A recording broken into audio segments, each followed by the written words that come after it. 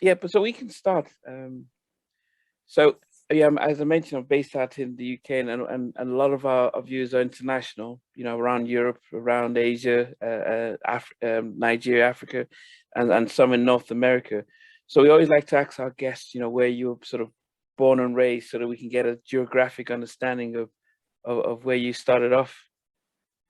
All right. I was born in Oklahoma City. I Okay. was raised in Oklahoma. My grandparents had a little cabin off the lake, Lake Eufaula. So I spent my summers and all my vacations. And that was my safe place and where I went to have fun, swim, ride my four-wheeler, do all that. And then I lived in Oklahoma City and just went to, elementary, middle school, and high school here. And it wasn't until a couple of years before we got our deal that I moved out to the East Coast. I've lived on both coasts, but I Okay. was born and raised, I'm an Okie. I was born Okay. in Okie. Okay. Are you a Sooner? A Sooner? I, I love the Sooners. Yeah. Okay. Okay. I had a very close friend who was from Oklahoma, and introduced me to Oklahoma's the Sooners. So yeah, that's how I knew about it. That's the Uh, only time I watch football. I mean, I love football, don't get me wrong, but yeah. I never Sooners game. And Okay. my neighbor's got flags on his car and Oh up my in the car goodness. for the game. So there's some hardcore Sooner fans here. They were Yeah. they went through some things this year, but it'll be next year. Okay.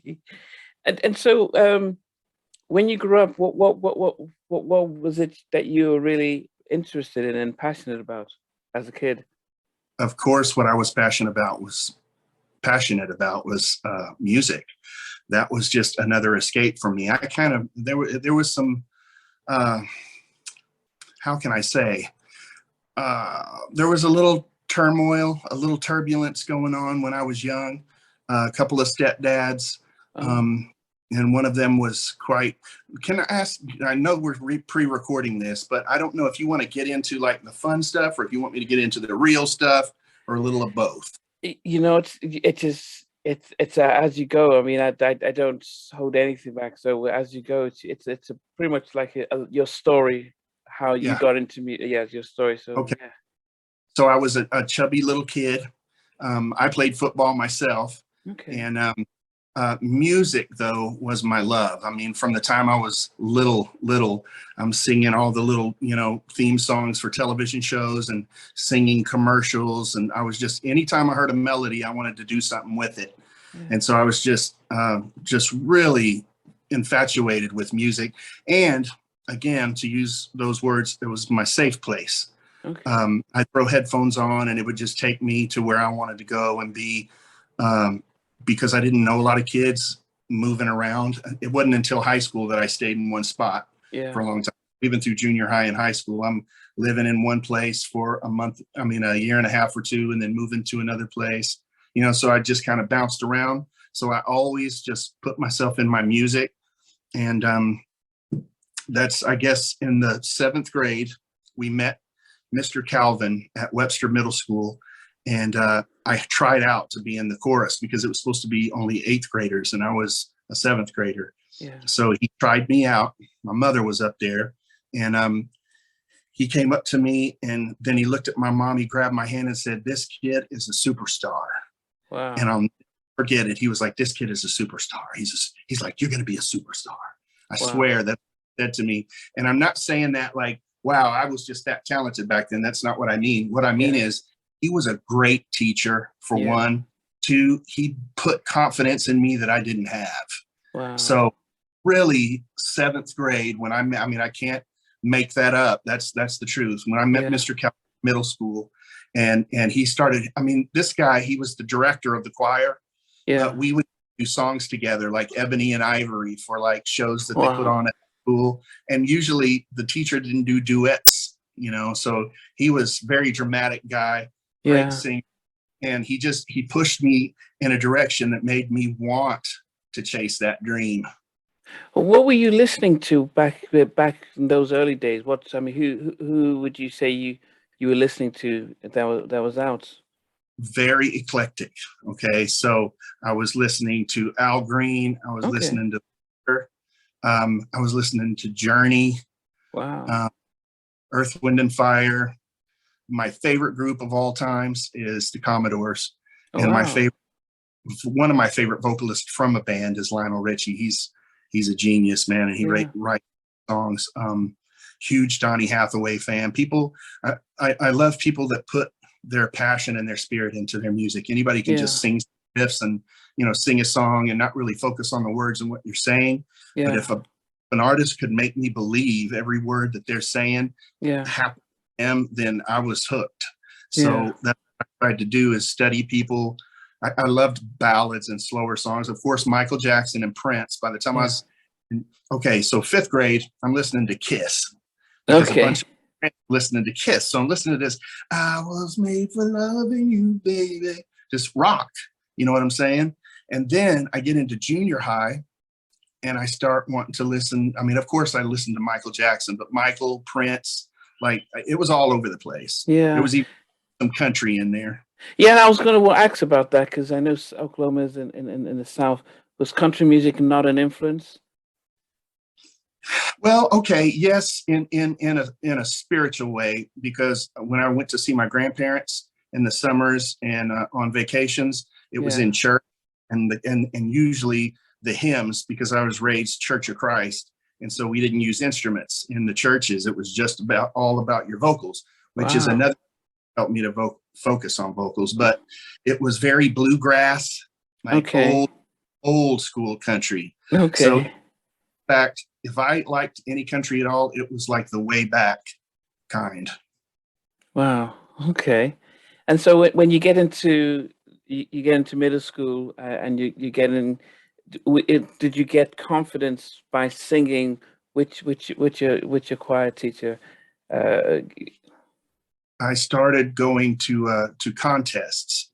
Junior highs and high schools, the choruses and the bands have contests at certain times a year where they battle all the other bands in the state, and then vocalists and just musicians and stuff. And so he started taking me and the chorus to like every contest there was, like state contests is what they were. And I won some of those contests. And, you rate from a 1 to a 4, I think, and I got a 1. I got a 1 every time, honestly. Wow. And I would learn Italian songs. I would learn old black spirituals, like just really passionate kind of stuff. Yeah. And so I poured myself into that. And when I started winning some of these contests that I would have never entered if not for Mr. Calvin, I probably would have never had that opportunity. But to get a perfect score started making me think, I'm insecure in a lot of areas. But by the time I was 12, 13 years old, I thought I had something. I'm like, if I have anything, it's vocals. So that became my obsession. So then when it came to vocals, I mean, once again, I'm leaving a few people out. Freddie Jackson, man. Rock With Me Tonight, like Jackson, Luther, just crooners, Jeffrey Osborne. I don't know them. Yeah, Jeffrey, James Ingram, those kinds of, The Manhattans, love the Manhattans. Those dudes that can really sing, you know what I'm saying? Yeah, but you're saying that by the time you became a teenager, you started to recognize, okay, actually, I do have something in here. Did you ever think about actually making a career of it, or was it just good, like a hobby while in school? Early on, what my plan was, because I was taking music theory classes.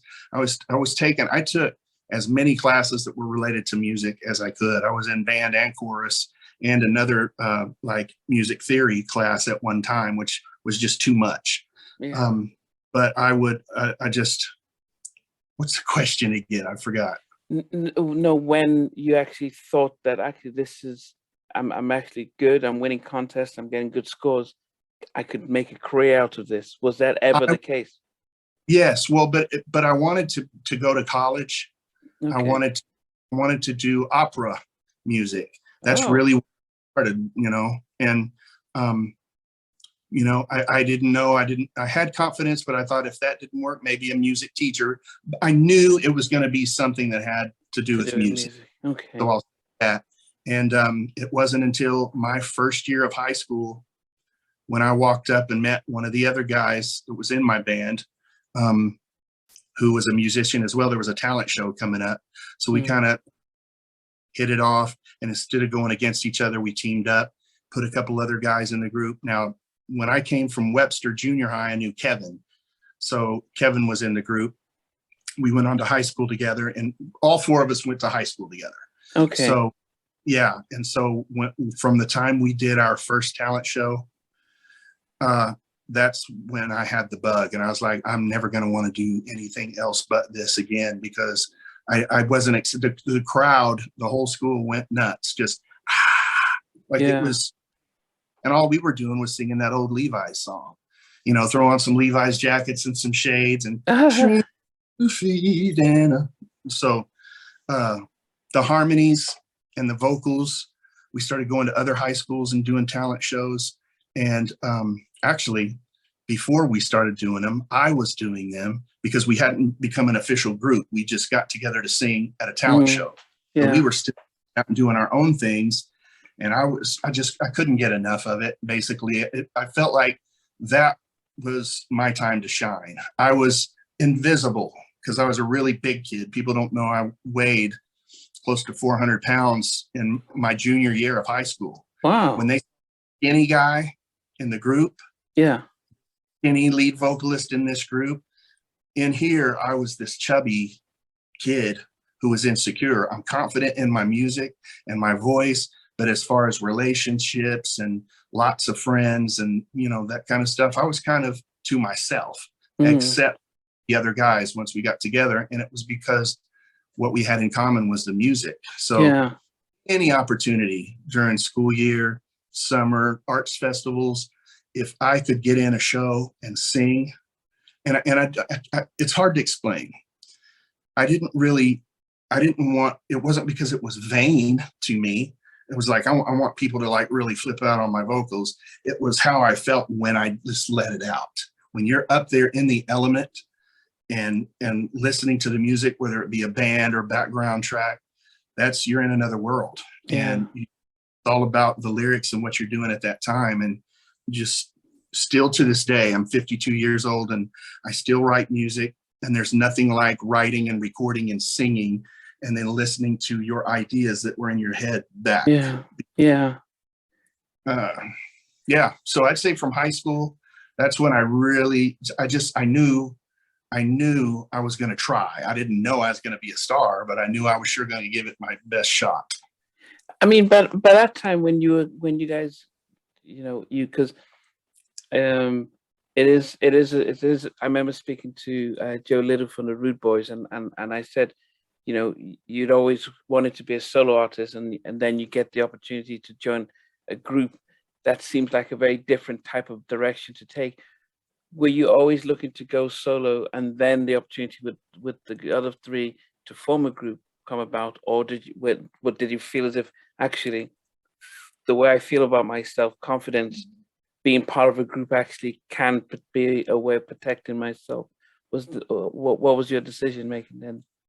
I was trying to do a lot of things on my own, but when we graduated high school, actually the year we graduated, our junior year, we met Kool and the Gang. So we sang for them.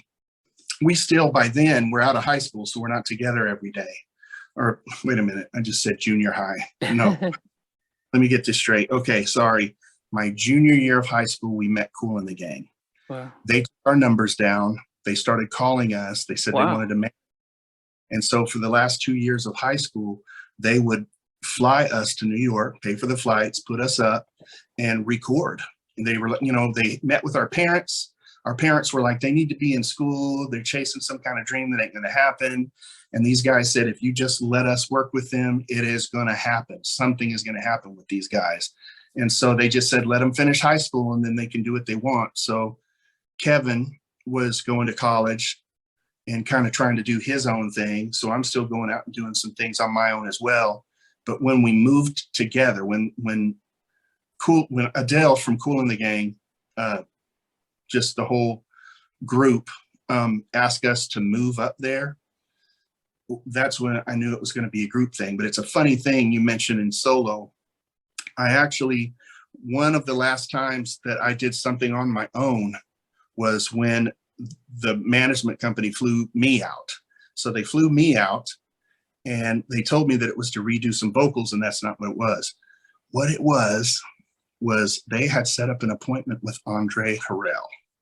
Do you know who Andre Harrell is? Oh yeah, Mr. Uptown, yes.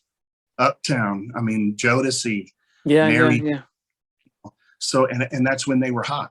That's when all those groups had records out. And I was a huge fan of Jodeci. Yeah. So I went and I met with this guy, and he said, I don't want to sign the group. I want to sign you. And I said, I don't want to do it without my guys. He said, well, then they can be on the record, but it's going to be your face on the front of the record. He wanted to change my name to Bryan Parks, which I think is kind of, I mean, he's pretty legendary now, man. You know, I mean, he picked some great ones, and he built and put together some great ones, but I didn't want to do it. I didn't want to do it. At that time, I had become such a part of this group of guys that I had known from junior high up that I couldn't do it. I didn't want to do it. And I wasn't disappointed. I was scared, because then I had to wonder if we were going to all do it. You know, were we going to actually make it, or did I make a bad decision? In my heart, I don't think I did. I think I made the right decision. So was this more so because did the group become a family, and you didn't want to turn your back on the family? Because a lot of people would give their right arm to say, okay, guys, you know, I'll make it big, and then I'll feature you guys and help you guys later on.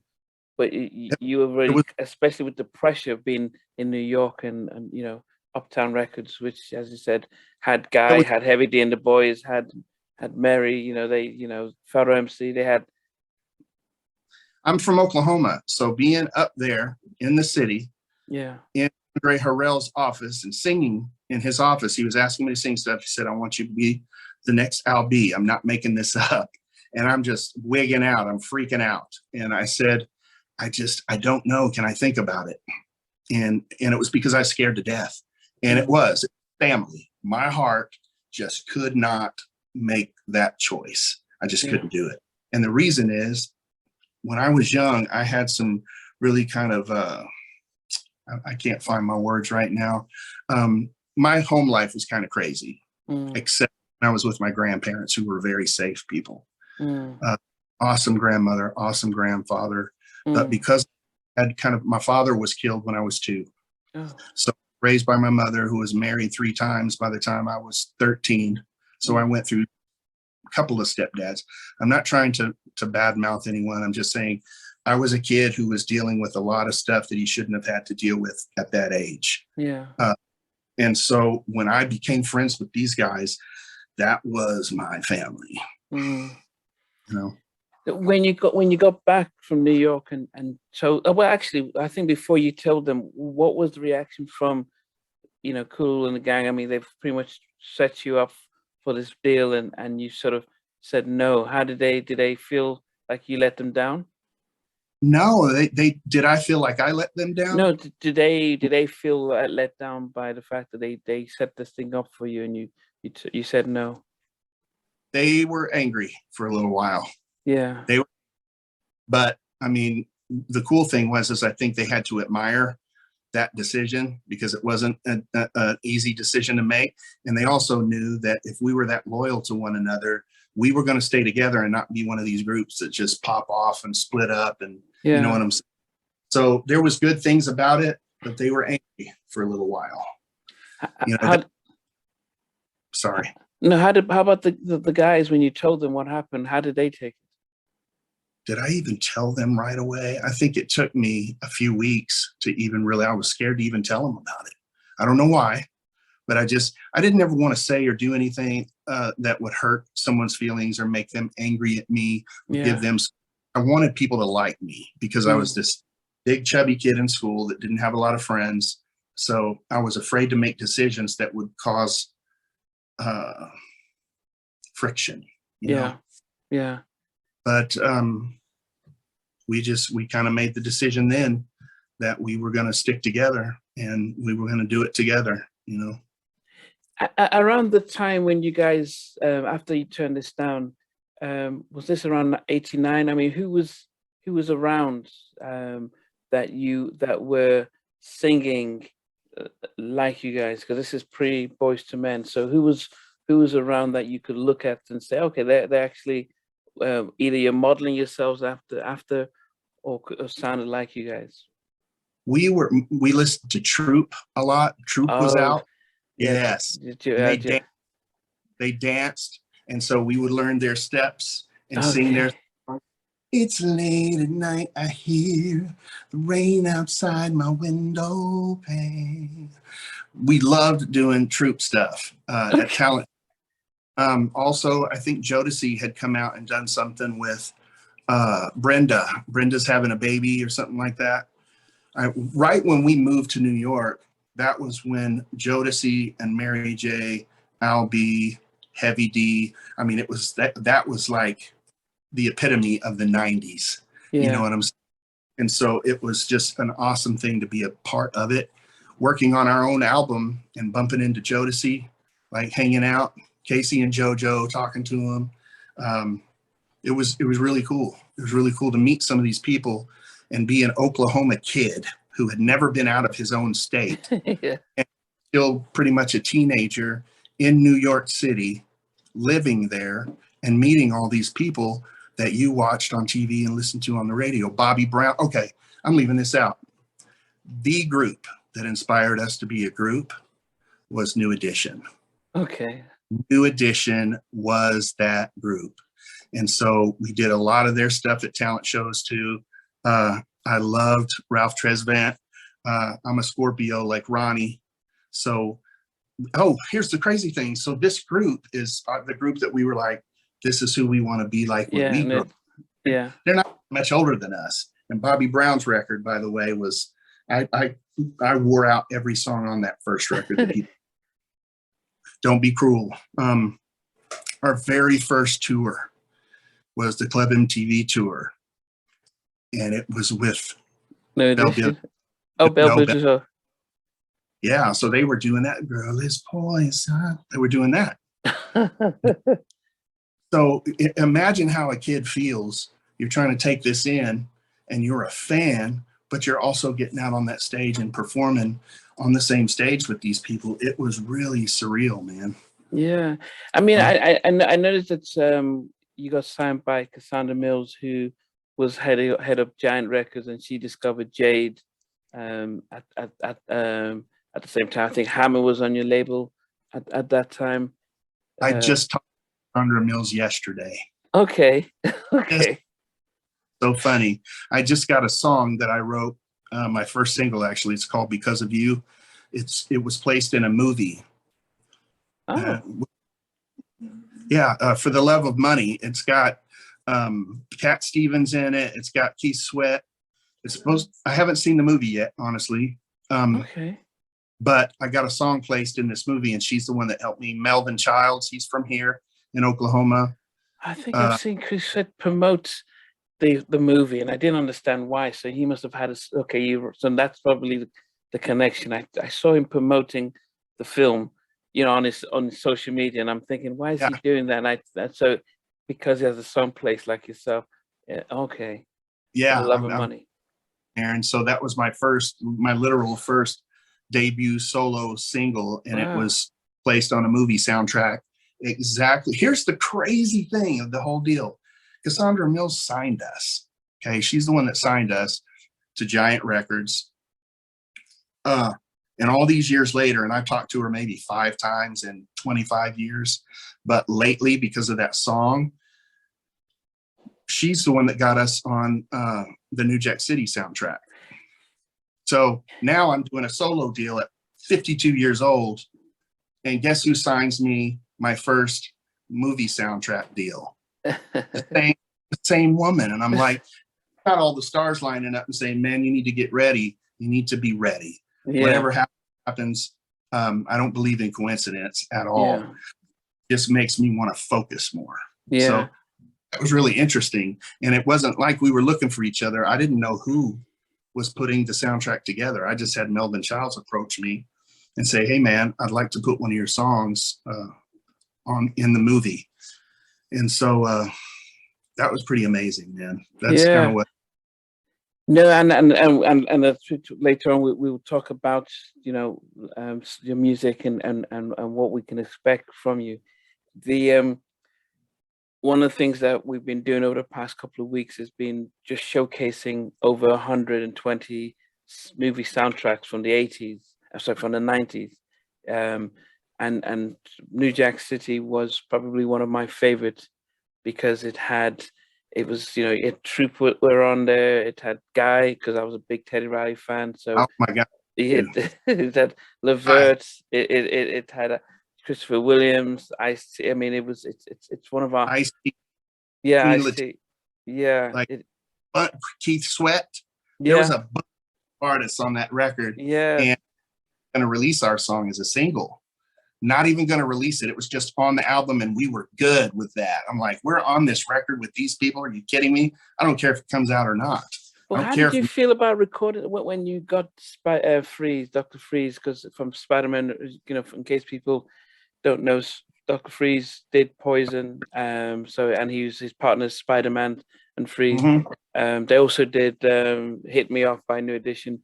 But when they presented a single to you, what did you guys think of it at first? Or what did you think? Okay. I loved it. We loved it. And the reason was because it had old 50s and 60s chords in it. It had like a retro kind of sound, but kind of new and fresh.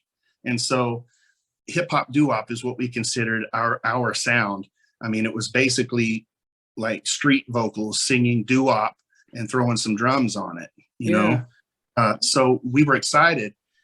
Chris turned it down. Somebody else turned it down too. I can't remember who, but a couple people turned that song down. They offered it. They said Bell Biv DeVoe when they were doing the Poison. They turned it down. Yeah, and so we heard it. We were just excited because we were New Edition fans and Bell Biv DeVoe fans, and this is who made Bell Biv DeVoe, blew them up. Those first couple of songs, Dr. Freeze and Spider-Man. So we were excited. Did it catch you by surprise how quickly the song took off? Yes, definitely. We went to the premiere of the movie, and Aaron Hall is the one that drove us because none of us had cars. He's the nasty man himself. Aaron came and picked us up. He had a big wheel back of his Jeep, you know, when they have the big wheels. Yeah. And he had a face like graffitied, so he's got his own face on goodness.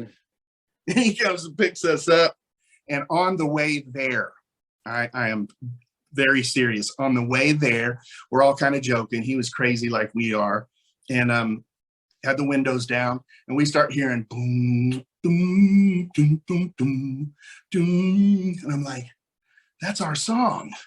So we're rolling down the window, and so we're acting like idiots. That's us, and people had never seen us. We had never put anything out yet. Yeah. It was already bumping in the streets before we even saw the premiere. That's how fast. They said that record caught on really fast, and it got so many radio requests that they just decided to release it as a single. So they released it as a single, and then a little while after that, they pull our single. We hadn't had an album out yet, but Giant pulled our single because they wanted to sell more New Jack City records. Okay. Now, what we were told, we need to sell more of these records, so we're going to pull this single for a while. That's why there's different pictures. You know, there was the first one with the skyline and no faces. Yeah. It sold a bunch more New Jack City records. Then they put it out again. Okay. And then had faces, and so. It was my first movie soundtrack that I did buy. Now, at the time it came out, I was going to boarding school in Nigeria. So, because sometimes I do these interviews, and you know, I went to college in the US and I'm here in the UK, and it's quite easy to think, okay, when a song is big in the US. But when I try and remind my guests that sometimes when I heard a track, especially late 80s and early 90s, I was still going to high school in Nigeria. And when a track becomes that big and crosses over internationally, and this is pre-internet and pre-social media, so it has to be a really powerful, a big song for us to be hearing it in Nigeria. So I do remember it being and say, wow, this is quite different, it's, and I guess it's, because we had Luke and Two Live Crew having their own little litigations, and then you're saying, I want to sex you up, and that's was quite rare for an R&B song, a mainstream R&B song, to be singing on that and stuff. Did you? And I wonder how much of that controversy made a difference in this, because the song, the lyrics. How much do you think it made a difference in how quickly it caught on? We were Christian boys, okay, and when I don't mean it lightly, like we were a little overboard even in school. Okay. So we were praying before. Kevin and Sam carried Bibles around with them at school. No, no joke. And we pray before meals. We would pray before performances, joining hands and just, Father, help us, give our best and watch over us, help us to not make any mistakes and that sort of thing. Yeah. And so imagine those kind of boys who were still pretty innocent. We weren't the party. We weren't the jocks. We didn't go and party and hang out, and we weren't really exposed to the real big, life in general. So when that song, it excited us a lot because we were told it was to a scene.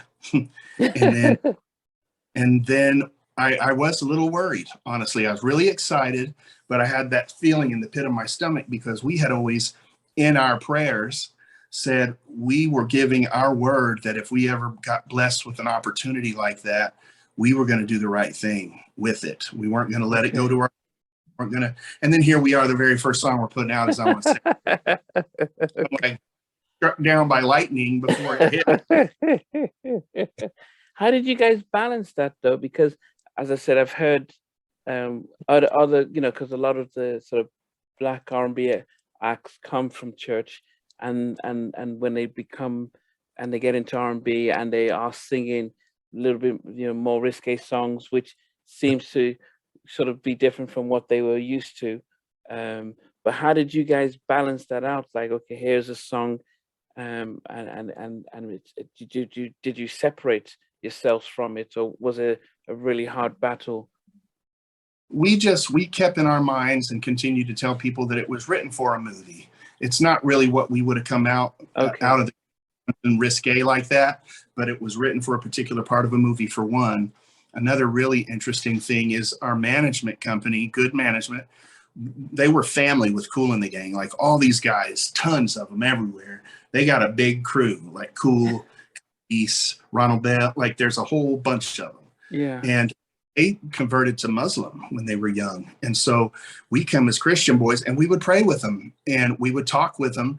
And that's when we broadened our minds a little bit. And it was like, okay, we all agree there's only one God, but he falls under a lot of different names. You can't be on all these different parts of the planet and not meeting and still say there's someone out there or something, however, people want to put it.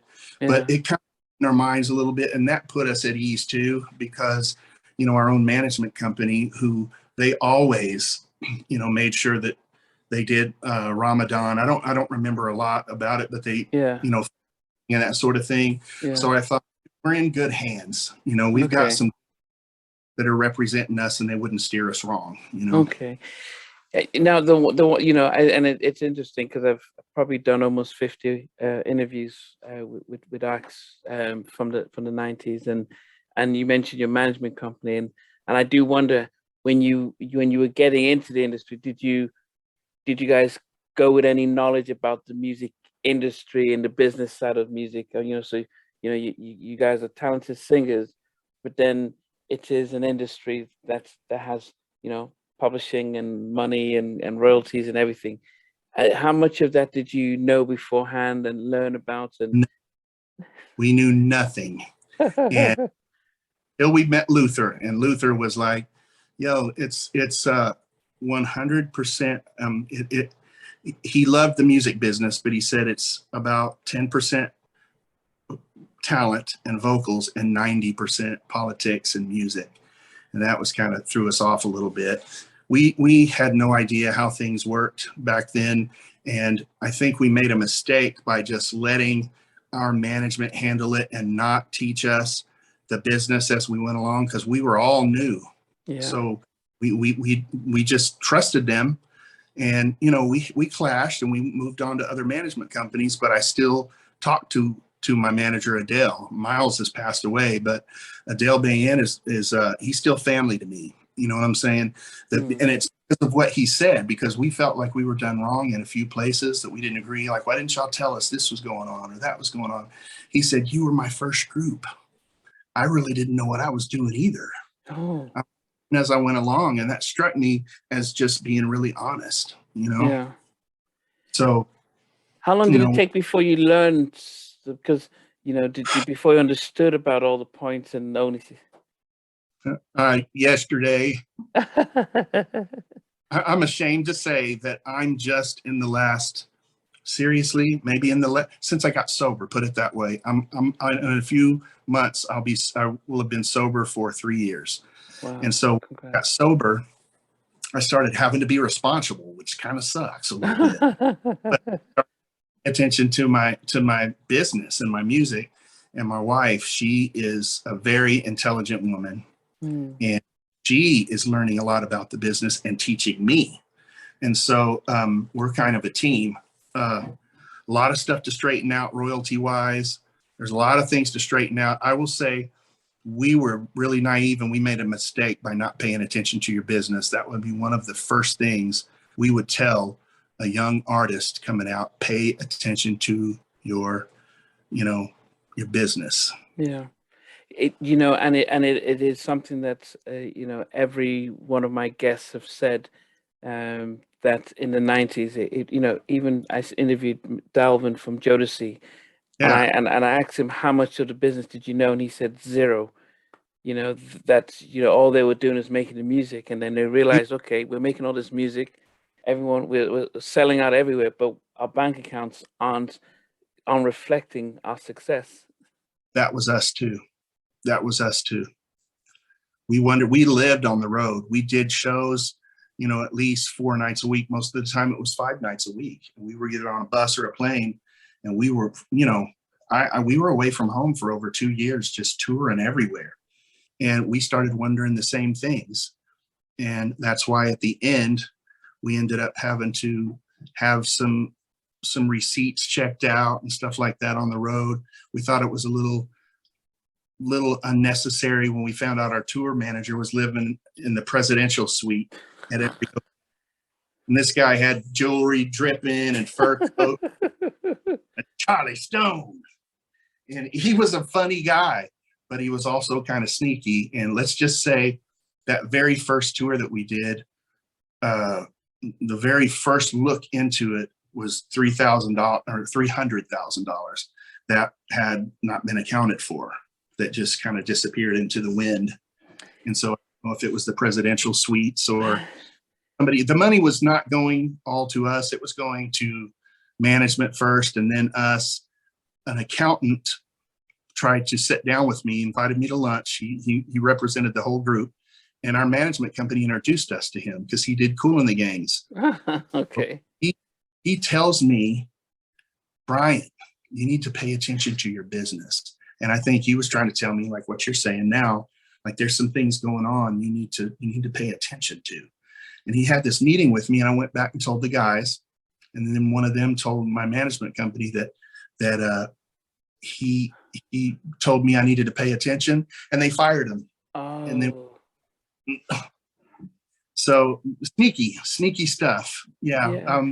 In that business, if you don't pay attention, you're going to get got, you know? Yeah. But, you know, one of the things that, you know, and one of the things that we've learned, that it is not something that we can blame you guys, because as much as you can reflect on it now, none of us understand what it's like at 17, 18 to be thrust in front of the world, your core love is to sing and perform and entertain, and there's also hope that you have people who are going to be taking care of the money and the taxes and all that stuff, and you don't have to, because you it's a quite a I can imagine how challenging it can be to have to be on stage to sing, then have to go check your bank accounts and check your all this stuff. You So got to it make, is, yeah, you got to make sure that these people that you have that are working on your behalf have documentation to show where everything is coming in from and where it's going. We didn't know that. You've yeah, got to pay attention to the people that are working for you. But when you're young and you just wanted, a record deal, yeah, that's. But now, in a perfect world, if you've got family or you've got people that work with you that you can trust, we yeah, looked at, hey, Ace, he plays keys and guitar. He does his thing. He stays in his lane. I had what I had and I stayed in my lane. You know what I'm saying? yeah, So we just thought we could trust one another, and we trusted our management team and our accountants the most. And years after that, Vernon Brown, I don't know if you've heard that name before, but he was an accountant, and he sold all of us $1 million life insurance policies that never existed, but we were paying lots of money for. And there was a class action lawsuit against that guy. That's the kind of people, kind of accountants that we were being introduced to, oh in goodness, repeatedly, one after another. yeah, So days off, he was he was the big dog. He represents the Eagles. He's the one that owned and ran Giant Records, and there's books out about him. yeah. So I mean, and as I said, that's always the sad part of the industry, that our audience have really had to really take with sadness, because we never knew. Because as fans, all we see is, when we see you guys in music videos, we see you guys on stage and on tour, and you guys always seem happy. So to us, everything's fine. It's not until left that the TLC at the Grammys said, "Oh, we're broke. We've just sold 10 million," that we were like, "What? That doesn't make sense." And We and we we wanted to follow the footsteps. When that happened, yeah, we told ourselves, because we talked to them. We've done shows and toured with them as well, and we actually sang some songs together on one of the Jermaine Jackson album. Is when I met them, and when they did that, I think they did it not just to get out of a bunch of situations, but to get away from that record label or whatever it was that there was something they were trying to do that was more yeah, than just fun. they're their management company. Yeah, Yeah. And so we wanted to do the same thing, or I shouldn't say we, I'm sorry. I wanted to do that. I was yeah, like, that's what we should do, because we're in some, there were loans being taken out from the record label that we were paying back that we knew nothing about.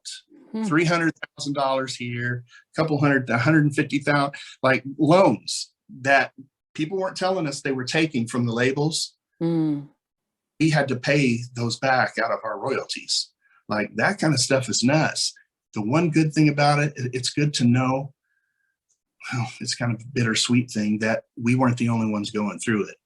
Um, you know, James Brown, some of these other cats out there that gave their all and really never saw any of their money until after. I'm hoping and praying for that kind of day to come for some of these people in the 90s. And it's because I think the 90s was a really unique era. Yeah, It was colorblind. Didn't matter what color you were, where you were from. If yeah, you had a, hey, let me hear it. Let's party. Let's hang out. It didn't matter. Music like joined everyone back then. Like, yeah, it was about having fun. It wasn't talking yeah, about how much I got and how much stuff I can sling, and you know what I'm saying. It was just really good music, and yeah, I'd like to see those people get treated right. Like, see some of that money. yeah. As I said, most of the 90s artists that we've spoken to have said the same thing. In fact, 112 said, "Hey, it was if you in the 90s, it was pretty much part of the deal that you get taken advantage of and stuff, and Yeah, learning to, and which is not great. But for us, it was shocking, because, as I said, if you played football or baseball or basketball, you sign a contract, and your team doesn't take your salary. They pay your salary, take care of you so you can perform. It's only the music industry where they don't treat they don't treat you the same with the same dignity and stuff. You know what, the nicest car I drove after we got our deal and started our tour, and I thought I was big dog, was a Grand Cherokee. I had a Grand Cherokee and I was good. Yeah. Wasn't until things started happening like MTV Cribs and the car shows when people are showing off the stuff they have, and you're comparing record sales with this group or this artist with your record sales and going, I never could afford that house. Why? What's going on? Like something's going, and it's hard. It's really hard. Man. So still straightening it out, but the good news is that we are closer than ever to just pull the trigger on everything and expose some things, at least in our circle. And I think it might be something that helps some other people from that time. You know what I'm saying? For years we worked on it. Yeah. So I mean, after you come out with Sex You Up and it blows up. Now, was there an issue with Betty Wright? Did she come after you guys saying that you took us? I think she came after us originally, but she had to go back after Dr. Freeze because Dr. sampled her record and not told us he sampled the record. Okay. We didn't know there was a sample from her until the lawsuit papers came. We were like, what? Tell us, But guess who had to pay that bill? We did. What? Yeah. Yep. We had to pay for that to get straightened out, but we didn't do it. Wow. Just craziness, man. Yeah. So then but did you guys write anything on your first album? Yes. There was I think. Yeah, I Adore Me and More. Part of Sex You Up. We have credits on Sex You Up for writers too. He didn't produce and write the entire record. There was lyrics and melodies and things that we added. We were writing songs. All for Love we wrote. I Adore we wrote. Gosh, I can't think of all the songs, but yeah, I'd say about half of that album was songs that we wrote. Okay. Did you wish you had more time to do the album? Oh my gosh. Yeah. We put that single out and it took off so big that they told us that we had 2 weeks to finish an album. 2 weeks? 2 weeks we finished. Half of those songs on that record are demos. Like go in, throw something down. I promise, Cassandra was like, I was in tears, man, because they were going to take this and use it. And I said, I was told these were scratch vocals and I was told that this is what was going to be put on here. And Cassandra's like, that's exactly what it is, sweetie. We're going to have you come back in and we're going to have you re-sing the song. And that never happened. But I'm not complaining. Maybe they know better than us, but that was pretty scary because we wrote our version to what we had and then Freeze wrote his version. We used a hook that was his and then we wrote verses for it and he wrote verses for it. He was late to the studio that night. So Cassandra said, get in there and do y'all's before he gets here. So we went in there and ours was the Hey Beautiful Lady one. And so, yeah, it's funny because both of those records we get royalties from and they're both circulating, both of those records. Wow. So eventually I had to just combine the Hey Beautiful Lady version with the first verse and then the second from the other.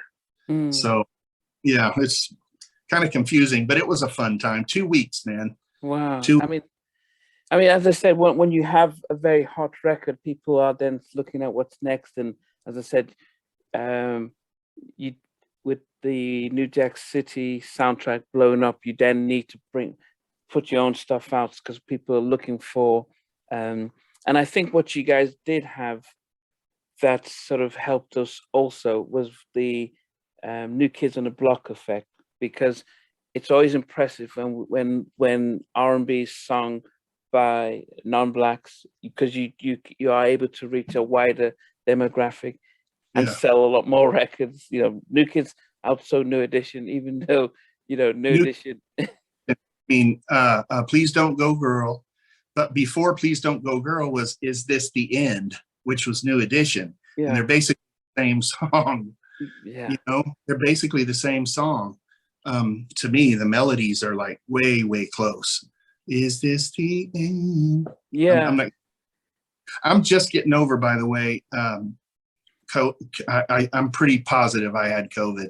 Me and my whole family were really sick, and this is just my second day of being back in the land of the living. So I'm still raspy and a little dingy.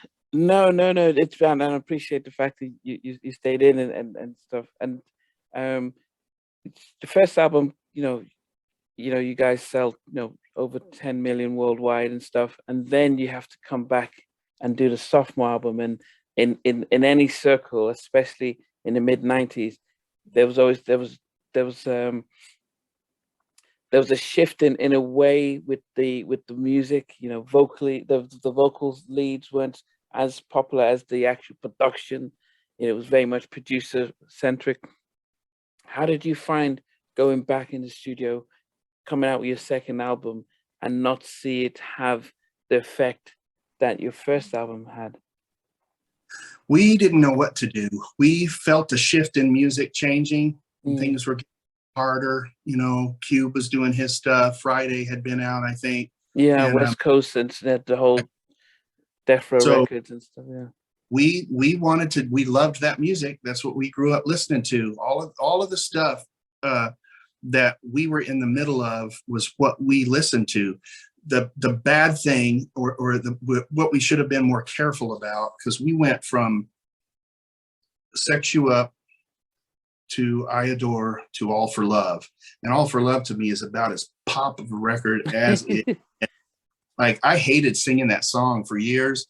I love it now because I've sampled Ohio Players and put it in there. It's sick how it sounds. It's a lot more hip hop, but I just thought that song is too pop. I felt the label wanted to dumb us down a little bit. Like, there was singing that we wanted to do, that I wanted to do, that they had to tell me to, we don't need all the riffs, just sing straight notes. And it was because they were trying to make us pop.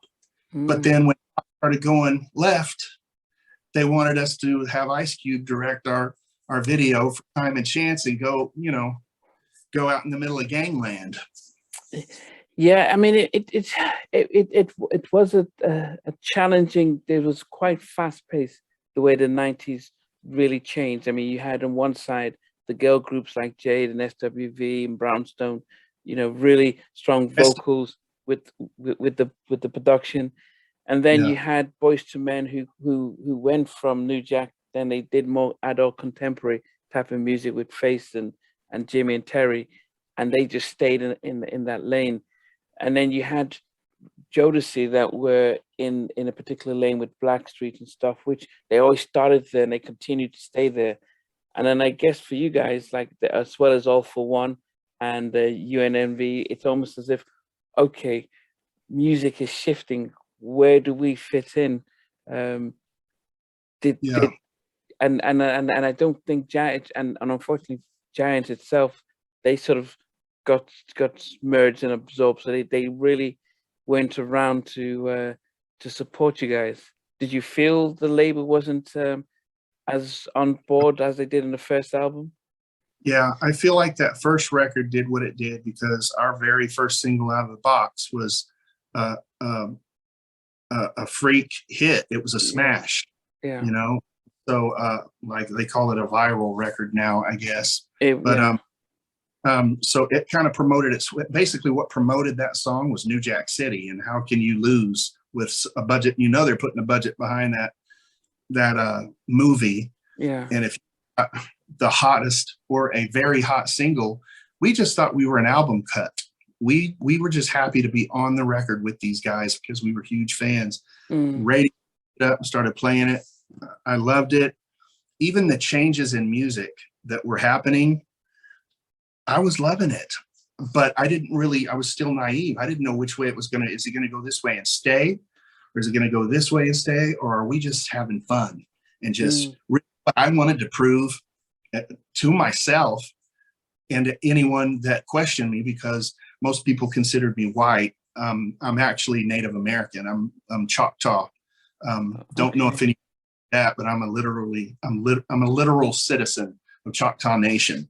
And so I felt like I wanted to show talent because we were kind of dumbed down on that first record. So DJ Pooh came in, who did Ice Cube stuff. And in my opinion, that's some of the best stuff we did too. There were some really cool records in there, but we were doing really R&B stuff, really hip hop stuff. And then somewhere in the record, you're hearing really pop stuff. I think the mistake with us was it was just too eclectic. We needed to sound and kind of mesh them together, which is what Sex You Up and All for Love were, in my opinion. All for Love was very pop melodies on top of hip hop beats and, like R&B tracks and songs.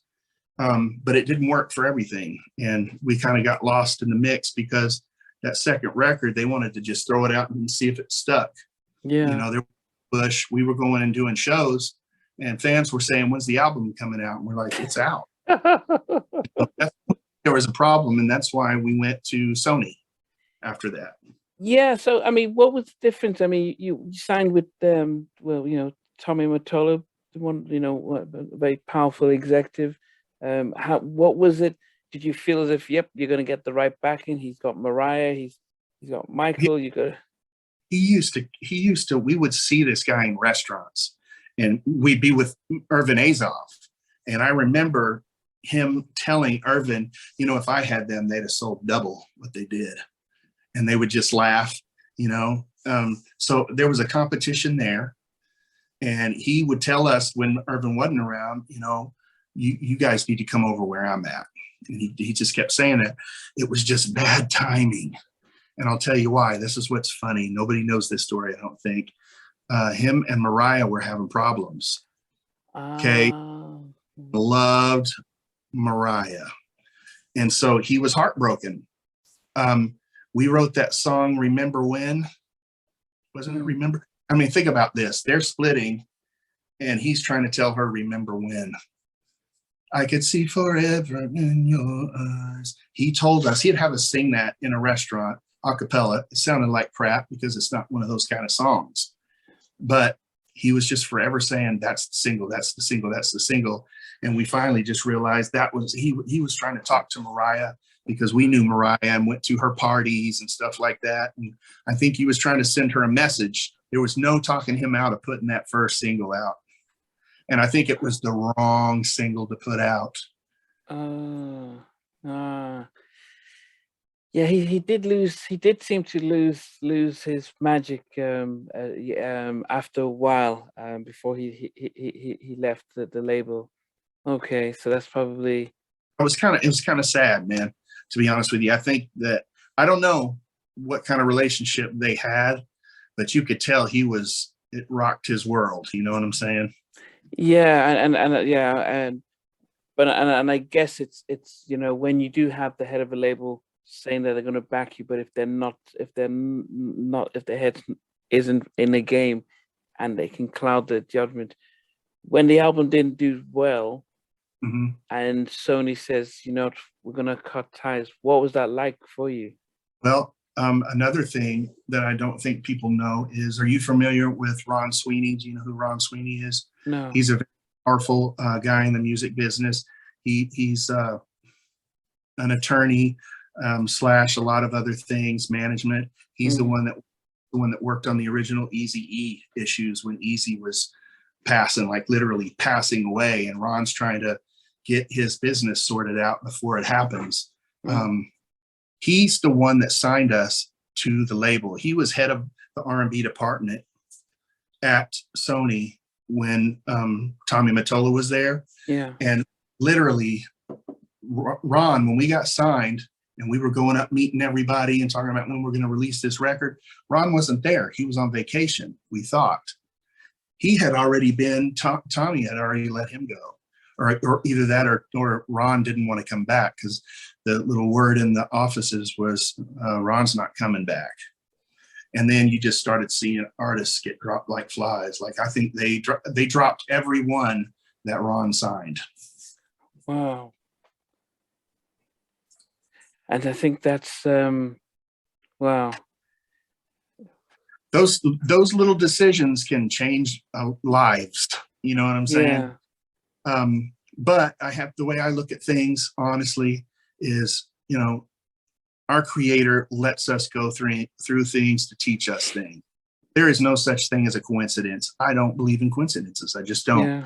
But whatever happened then, and then my alcoholism, and then me getting sober, if I had gone and done a solo deal, would I have ever been an artist that anybody paid attention to?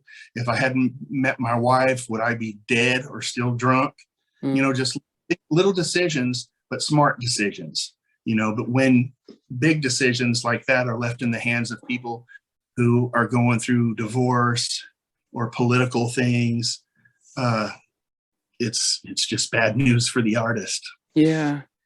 But as a group, after being dropped, did you then decide to part ways or try and continue afterwards? What happened then was we decided, because we had moved on from management, we were on our third, and we were trying to get Johnny Wright. He was meeting with us in the city. Oh, so in case people don't know, he was the manager of Unsung. Is that the same Johnny Wright, Blackstreet Boys and Unsung, and mainly with Justin Timberlake's manager now? Yeah. So he wanted to sign the group. Kevin had decided he didn't want to be a part anymore. Sam wanted to be a part of the music business, but more on the business. I don't know if everybody just got scared from what happened and didn't think they didn't believe in themselves anymore, maybe. So then there was just me and Mark. And Johnny Wright wanted to sign me as a solo artist and let Mark be on it, but not be the main guy. He's like, just like what Andre had said, he's like, he can be on it, because I'm like, that's my boy, man, And so Johnny started flying me out and doing demos, and he was going to sign me as a solo artist. So that was the direction it was supposed to go. But my drinking got in the way. Yeah, I was depressed. I was used to singing and being around these guys that were my brothers. And now just in a whirlwind, all of a sudden, I'm going from touring and having an album out to being a solo artist working on a new album with new producers I'd never worked with before. I didn't get to work with my Hamza Lee, who still lives in Oklahoma today, that I work with. It scared the hell out of me, man. And so, yeah, I got a little out of control with my drinking. I got wasted one of those nights in the studio. And what's his assistant's name? Bell. Melinda Bell. I don't know if you're going to have to cut that out, but Melinda Bell actually told me to go back to the hotel and just try to relax and rest. I told her then.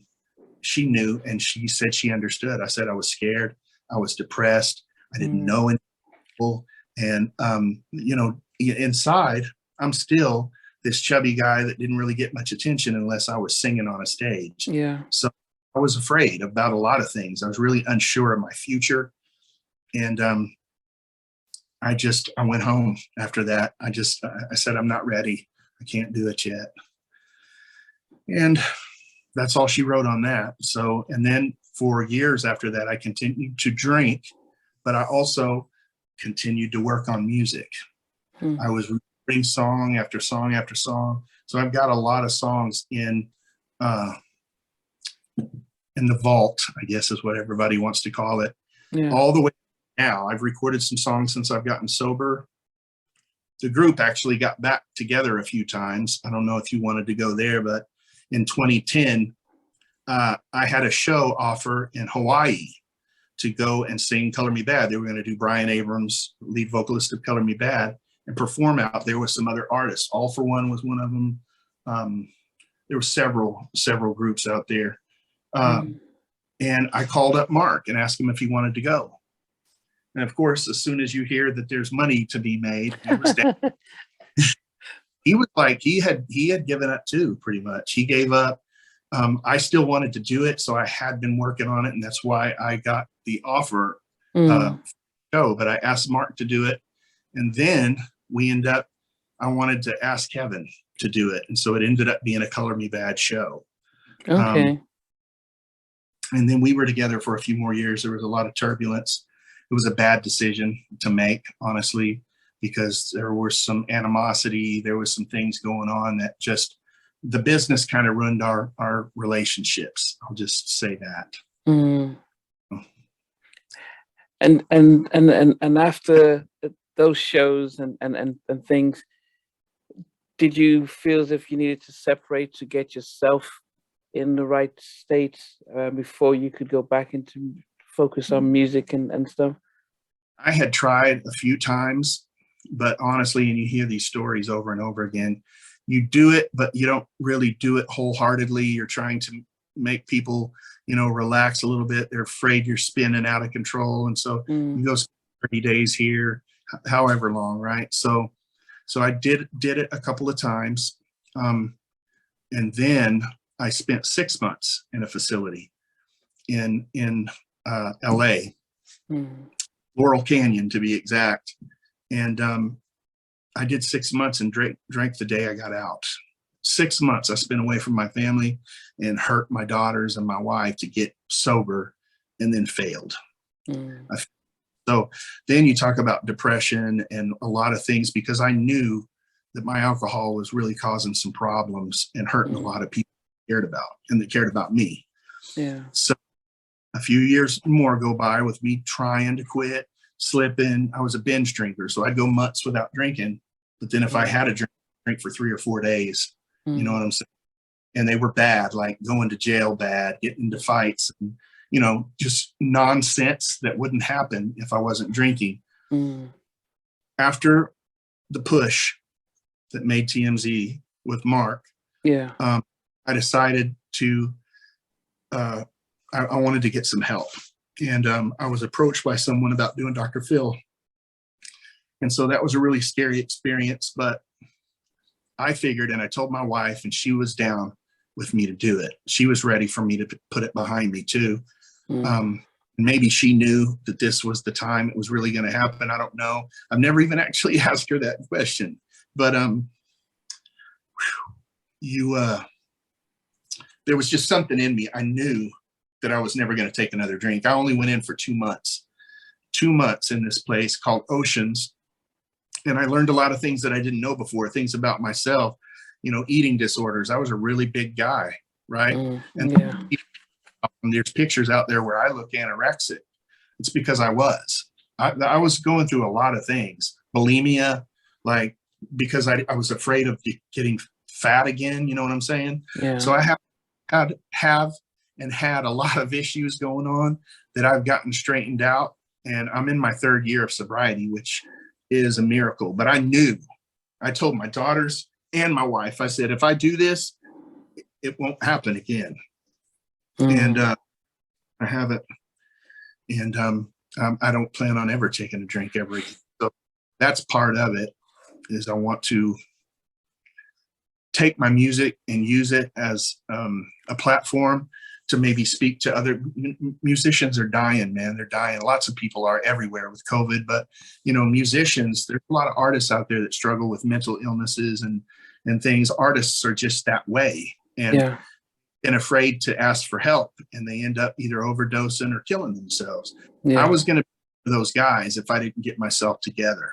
It's hard to be this age and to go, wow, I wasted a lot of years. But at the same time, I have to say, God allowed me to go through these things in order to teach me and mold me into the kind of person that I was put here to be. And I couldn't talk to people and help them if I had never been through it. So I'm still married.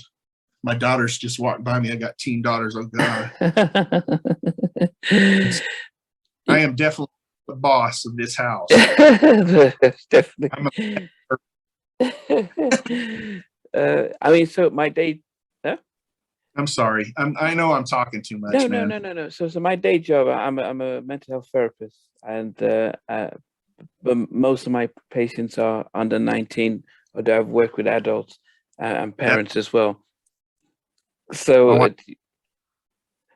dealing with anxiety, depression, PTSD, phobias, and things like that. So a lot of what you say it's understandable, resonates that and when you started off briefly talking about your childhood experience and those early traumas not being dealt with and just being parked aside, and those are the types of things that, and even when you made that decision not to sign with Uptown, it was from the outside, you're like, wow, you've lost the deal. But when you studied, it's perfect sense, because that sense of loss and abandonment, and it's like, I've got a family here, I'm not going to do what's happened to me. So, and I think part of why I've been doing this was for us to listen to people who have been famous and who have gone through struggles, but have come out, and almost as a way to motivate and encourage others, the rest of us, saying, look, if these guys who have been in the industry, made lots of money, have struggled and come through it, it means that we all can go through struggles, but also come out of it. So your story is inspirational, and I know, as I said, 3 years and counting, and it's really something that I hope our audience are listening to and understanding that it's step by step, day by day, and stuff. And you hit it dead on. That's my wife and I talk. It's there's abandonment issues there, PT trauma. My father was murdered. He was shot in my grandmother's house, and then to go through having some violent parents, being blood flying and cops come in. I actually at 5 shot a gun that was in the car. I didn't even know we had a gun. I thought it was a toy. Pow. And put a hole like right next to where my sister was. And I'm sad to say I wasn't thinking, oh God, that could have killed my sister. I'm thinking, oh God, they're going to kill me when they can get back in the car, because they got out of the car for a minute. Just a lot of happiness, a lot of turmoil. And you're exactly right with the family thing. I didn't want to mess with that. I didn't want to mess with it. Yeah, and so that's why, as I said, my hope is always that as people are watching, that they understand that these struggles can happen to all of us, and getting help, it's the one thing. Whether within the Black community, we're probably the worst when it comes to seeking help, and that's where we struggle more with everyone struggles. But as a community, Black communities across the world, whether you're in Africa, the US, or the UK, we struggle a lot more because it seems more of a taboo to talk about, and you tend to think, well, maybe I'll go to church and talk to my cousin and I'll be fine. But it's a very different thing when you have a non-judgmental professional who can listen to what you're saying, start to pick out areas about, well, have you dealt with this? What did that mean to you? What does that mean for you to feel like you weren't loved or taken care of, and how to really get the healing, and then once you've gone the healing, it's a lot easier to move forward, especially when you're dealing with PTSD. Once you change the narrative, it becomes easy to let go and just move forward and stuff. So I appreciate the honesty and what you've been saying. I know it's kind of heavy, but that's part of my story, and those powerful things that I feel like I was allowed to go through so I could share them with people. I have a motto. It's basically, I guess you call it a motto. It's not the mistakes you make that determine who you are. It's what you learn from them. Yeah. And I hold that like close, because I knew that if I could get sober, I could be the father and the husband that I was supposed to be all those years, but that I could also turn all of that badness into some goodness for somebody else. Yeah. And if I flip it like that, that's my reward. Yeah. No, by the way, counseling. Yes, I mean, but as I said, most of the work, because I'm here in the UK, and I've specialized a lot with teenagers and young parents. Pardon? Because I drank all those years, and you don't mature from the time you start. I'm pretty much a teenager, so I'm right there. For you. Yeah, no, but as I said, it's you know, with teenagers, they self-harm. So you Oh, yeah. mentioned drinking. Some people self-harm, and it is a sense of distraction, numbing the pain, to help change. You know, it's like you've got a pain here, so you step your foot, and all of a sudden that pain disappears there because this is distracting you. But then eventually that disappears, and then the pain That's comes back, and that tends to become it. So, and when I treat young people or anyone who struggles with, say, self-harm, I don't even that's not I don't focus on that, because if you focus on, say, the drinking and try and stop the drinking, well, the drinking is a distraction. So let's focus on the actual symptoms. What is it that you're trying to distract yourself from? So we focus on that, and once you're able to deal with that, it becomes easier to let go of, say, self-harming or the drinking, or the destructive things that people turn to, because if you don't deal with the underlying stuff, and so unfortunately, as I said, if you just go say, let's try and get you sober and not deal with the underlying stuff, what happens is eventually it'll come back. that's why I'm talking about these things the way I am, because I'm newbie in being sober.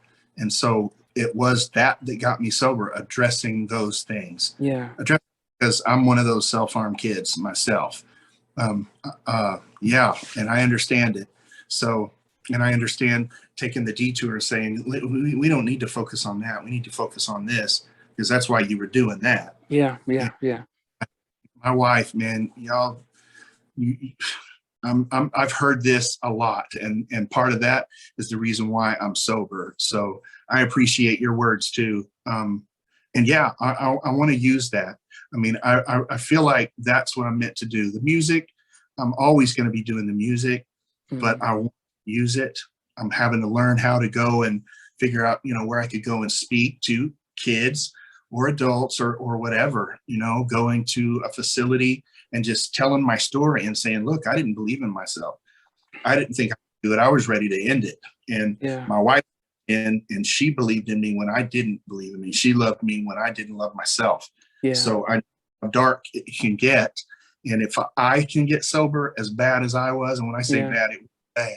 yeah, Anybody can. You just and have to. yeah, no, well, yeah, and I tell people that the one thing that I would say that people who struggle with is identity. So identity is as a child, when you have, your parents, that they raise you with a sense of identity, who you are, and raise you to be the best. When that's fractured, and then you're seeking identity in a place where you're not validated, you're not encouraged, you don't know who you are, then you're seeking, that's where you're going out and finding friends, you're finding gangs, you're finding other areas to seek some form of identity. But when you don't find it in there, then you start to do this very harmful, destructive things in order to say, look, I don't know who I am, or whatnot. So that is, when I'm working with kids, I'm just thinking that, wow, it comes back from the attachment issues going, and it continues. And we go straight back to that. I go straight back to what was it like when you were 5 and 6, and keep going up and rewriting to, taking the time to get there. Because if you don't deal with that, you have to help them get a sense of who they are, and not, Yeah, and almost like, who do you want to be? So forget who you were told, which has not been helpful. Let's change the narrative, and let's yeah. start Now to believe it. what I am is a survivor. That's what I am. Yeah, Get it through it, and now I've got a different perspective, and I'm focused on those exact things. I'm kind of having a hard time in a few areas, because with my mother, I want to talk about some of these things because they matter. At least I've been taught that they matter, and just by the way I feel, still they matter. And she yeah. won't. She acts like those things didn't happen. She just wants to block them out, and every time she does that, it just stabs me in the heart. Yeah, but one of the things also is there's a sense of um, guilt, and that's because it's not that you can't see, but there's a sense of, I could have done more, but I couldn't. So by by addressing it, by accepting it, it's a sense of, yes, I have to admit my guilt. I let you down, and that's not easy. So when I work with kids and people, and I say, look, you know, I almost say, I almost do a sort of a tree and say, here's your parents. Now look at what they had to deal with, what shaped them, and Yeah, how that shaped who you are. And so exactly. you have to almost look at them with empathy. Like, yeah, it's not as if they were just a bad parent who just didn't. They had no choice. They had no. It wasn't something that they could control. Then we almost go back to the grandparents, how much Yeah. they influenced your parents to influence you and Mhm. stuff. So it is that ability to say, okay, you know what, I can accept that, and it's as long as I can accept myself and who I am and where I'm going to go, it becomes easy to sort of let go and give them the space and the timing to be able to say, I can confess that, yeah, I messed up, but you're not going to judge me for that, and you're not going to blame me for that. But it's a challenge and a difficulty and stuff. Are you So psychic? I no, I said, are you psychic? Because you're telling me, man. I'm not even kidding. Like, we're not on talking terms right now because, I love her. I know she loves me, but we just don't see eye to eye on a lot of things. And there's a lot more going on than just that. But um, we're going through the give them space thing right now because yeah, I don't know what else to do. And I want to do the right thing. I don't want to hurt anybody, but I also don't want to hurt myself anymore. yeah, So that's the way I've approached it with anyone that I've tried to make an amends with, is that I am truly sorry for the things I've done that hurt people that love me and that I love. That doesn't take those things away, but at least those people can know that you didn't mean it. You didn't just want that to happen.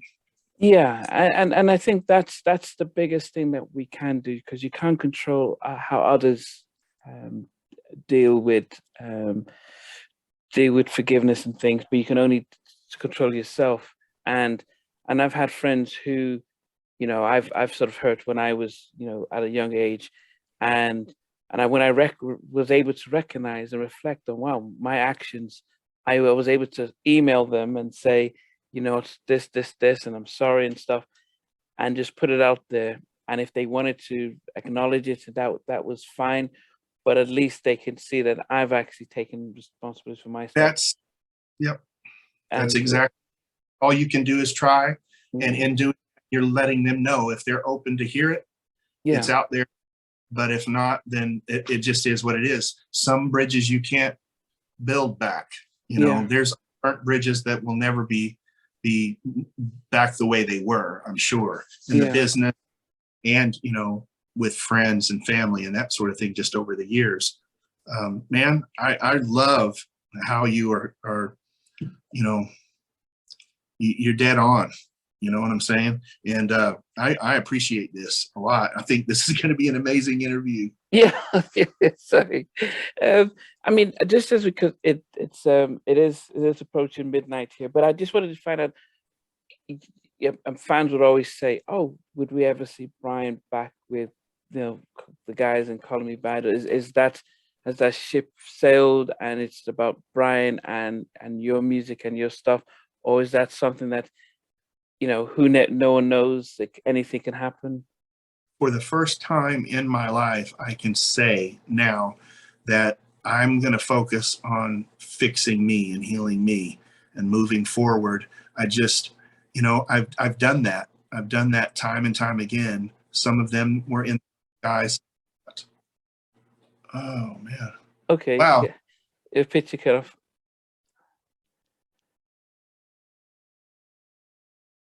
Oh,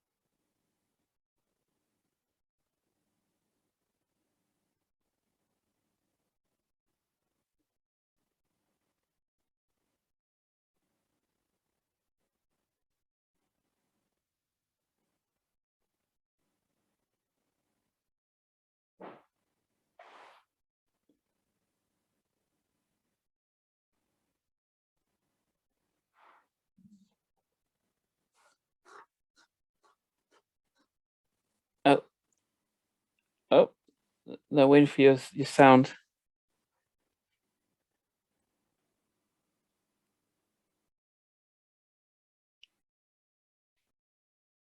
Oh no, the sound hasn't come in yet. Oh, the sound.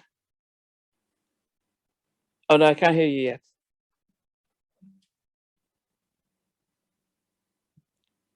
Oh, Oh, I can can you hear hear you, but I can't see you. Okay, I can see and hear you now. Okay. that? Yeah, I can see Oh, and hear I'm so sorry. You mentioned Tony, or you mentioned All for One earlier. His ears must have been burning because I called you. Merry Christmas, and he called me, and I hung up on you while I was trying to hit stop on him. Okay. He kept calling like 3 times.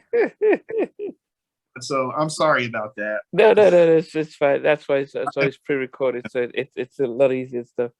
Um, but yeah, so you said you're at the point where you're focused on yourself, and then also then doing your own music. Yes. I have been working on this. I'm thinking it's going to be a double album. I have a Wow. lot of material. I have 2 more songs that I need to do. One is going to be Stay Together from Al Green, and the other one is going to be Sam Cooke's Cupid. Like, Wow. I love the old school stuff, man. I think I'm an old soul. So what I'm getting at is all of the songs that I've written through the turmoil, being with the group, not being with the group, being with the group, getting married, trying to get sober, failing, just that whole trip over all these years. I have Yeah. songs that are literally diary pages. Wow. And so, like the single I have out now is called Because of You. He's calling me again.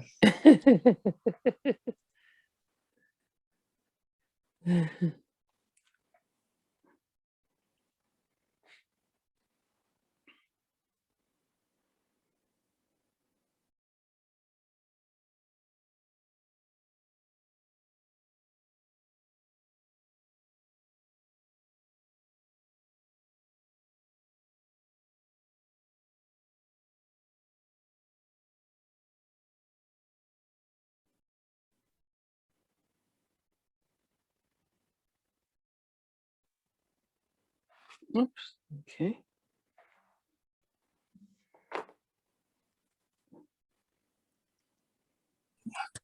Okay. Can you hear me? Yeah, I can hear you. Yeah. Oh, it was Okay. Tony.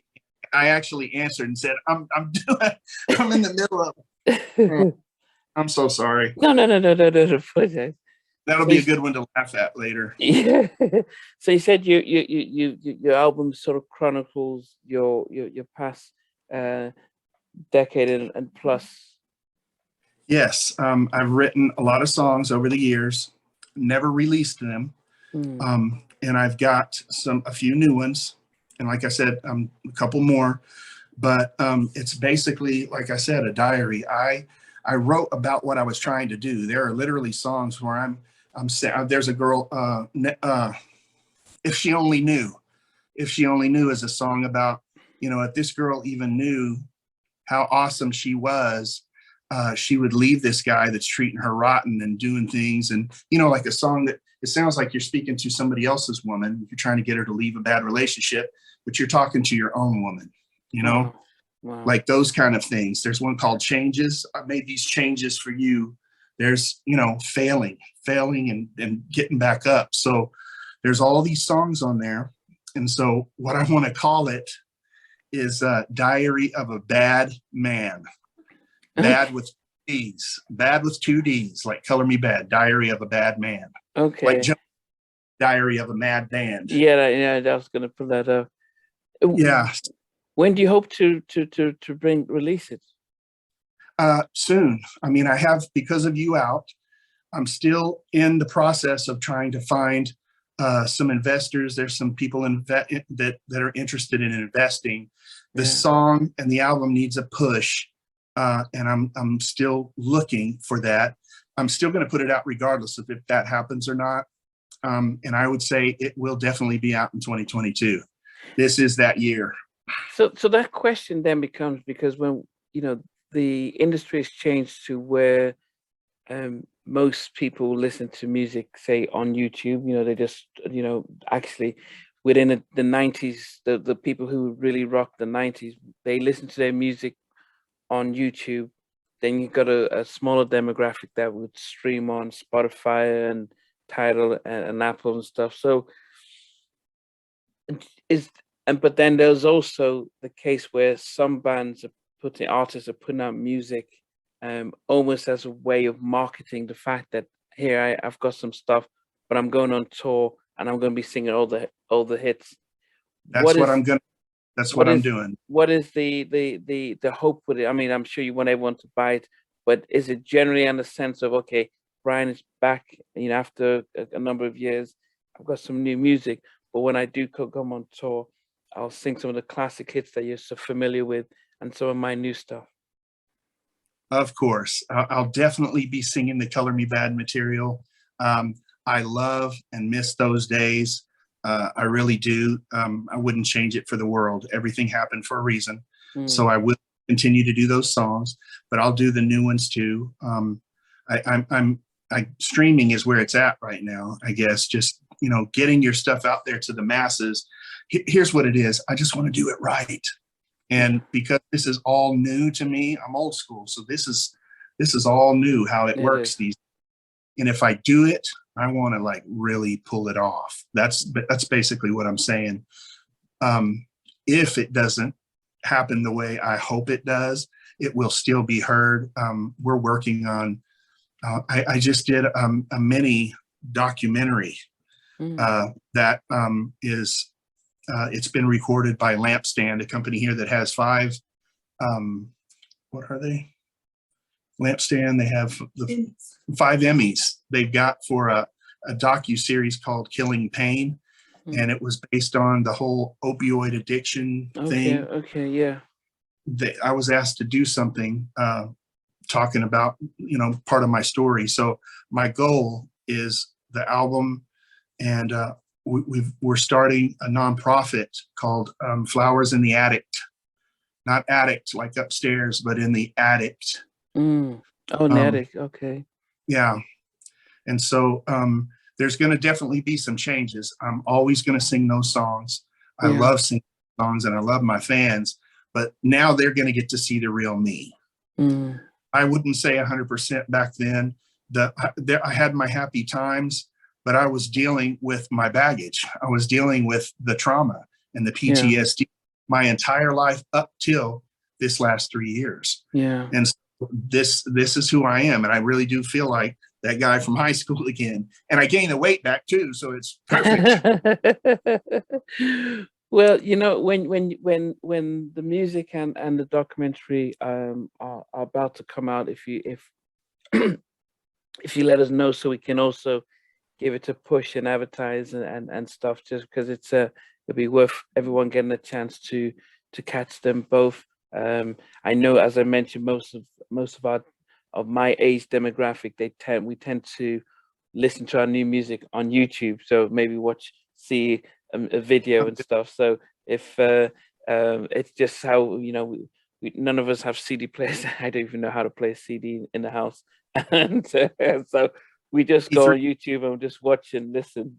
Well, what about MP3s? Like, can I send you some MP3? No, you can send me any. Yeah, and as I said, it's and if you have any visuals of yourselves and stuff, so I can at least people to know that you are putting stuff out. But yeah, definitely, we'll definitely push it. Do some things for sure, man. I'd like to stay in touch with you for real.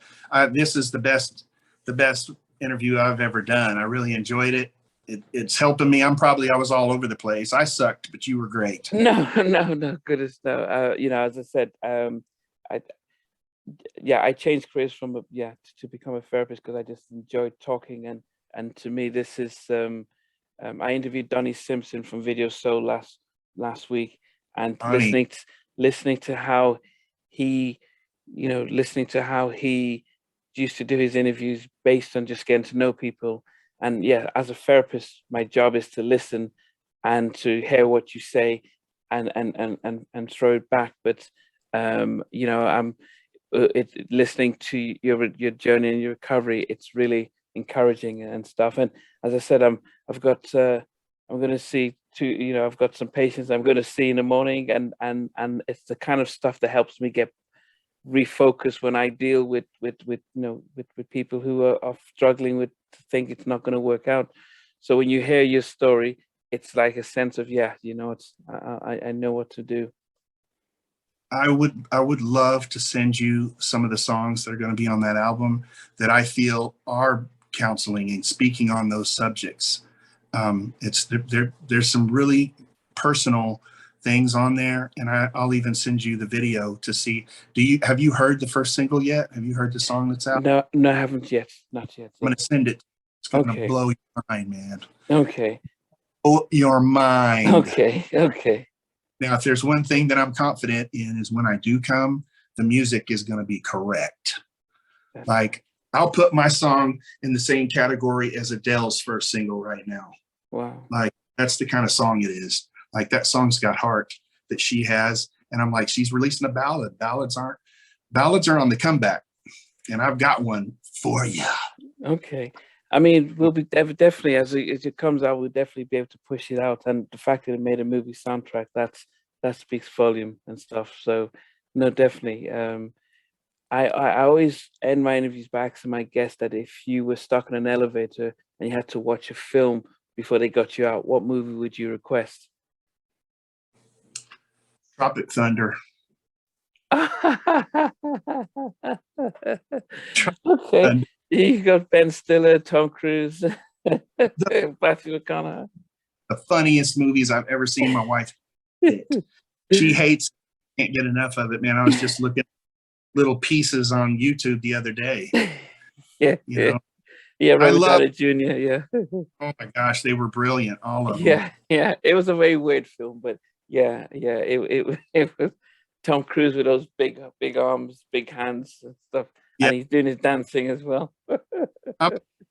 And so the fantasy stuff, that's, I know a lot of people want to see the real stuff. And there's beautiful. I love old movies.